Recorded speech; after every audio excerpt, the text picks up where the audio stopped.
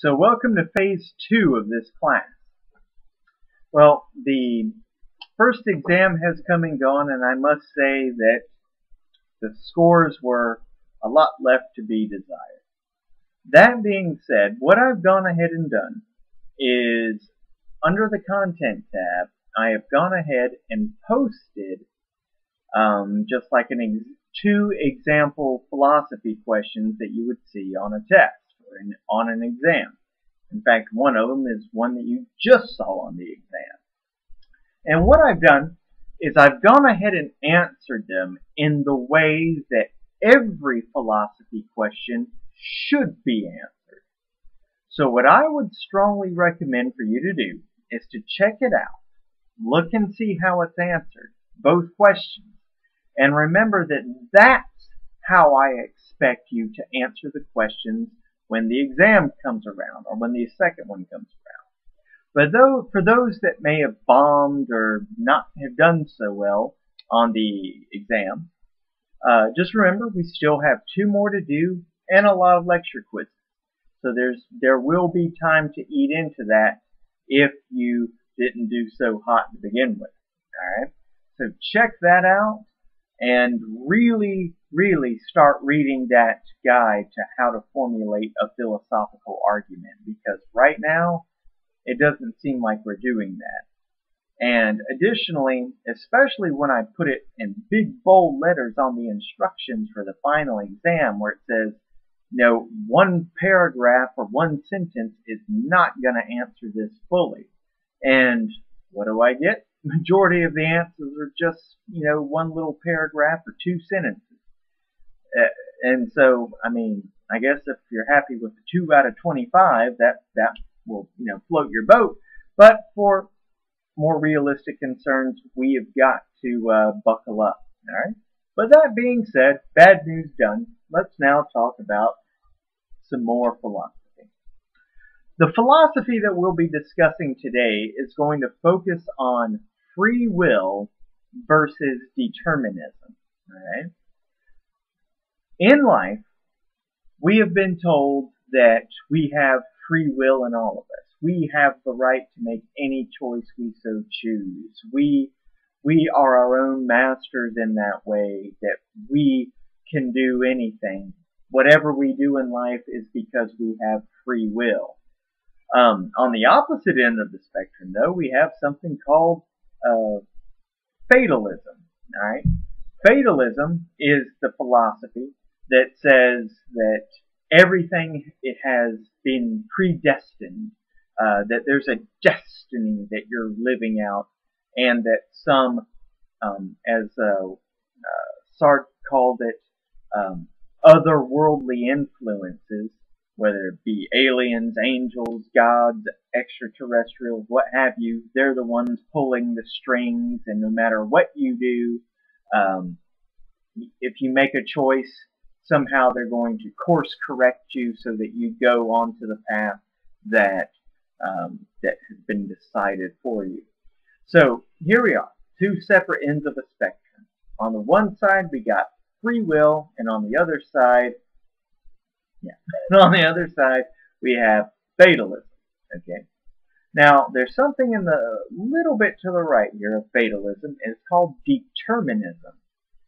And that gets into the whole free will versus determinism debate. But then there's something right in the middle, the moderate, if you will, and it's called compatibilism. So for the first part of this lecture, we're just going to discuss the 2 polar ends, the free will and the fatalism. And then in part 2, we will discuss determinism and compatibilism. Okay? So let's talk about free will. Free will it's a beast, to be honest. But we're going to discuss the negatives and the positives of each, of what it means if either one is true. But let's assume free will is true. Let's say we genuinely have free will. Well, here's what's required for genuine free will to exist.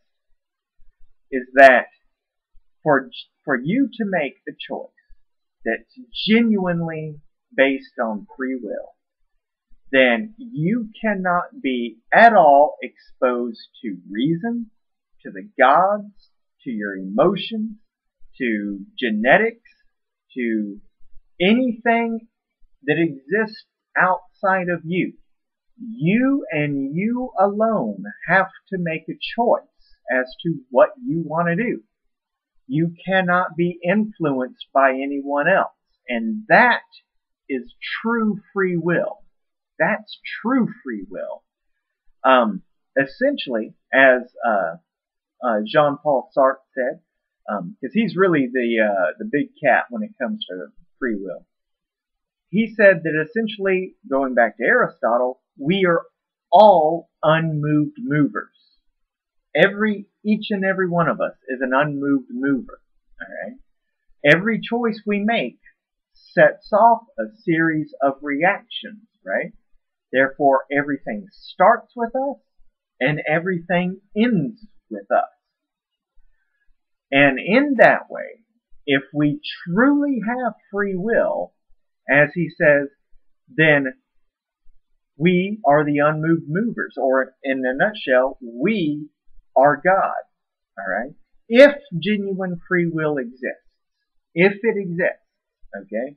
And remember, in order for it to be a genuine free will decision, you have to be able to make it on your own and not be influenced by opinions, not be influenced by family, friends, the clergy, or instructors or professors. It's something that you can do by yourself. All right? And just think about that. What he says, every choice we make sets off a series of reactions, and therefore everything that we choose to do sets off a chain reaction that inevitably starts with us and ends with us. We are the alpha and the omega when it comes to free will, if we genuinely have free will. All right? Now, in our experiences, as we live, as we go through time, there's another type of free will that falls under real and genuine free will. And it's called existential free will, which is the free will of your existence. All right?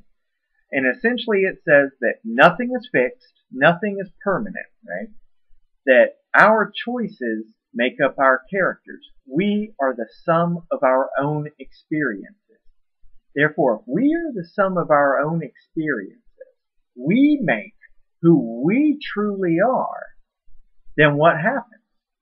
We become the creators of the drama that we live in. We are also the ones that can end the drama that we may be living in. And essentially, as Sartre says, we become God. Or in Aristotle's terms, we are the unmoved movers. Pretty bizarre, right? Well, let's look at the positives and the negatives of free will in the next video before we move on. So we've just discussed genuine free will, or real free will, and existential free will, and we'll move on to finishing this off.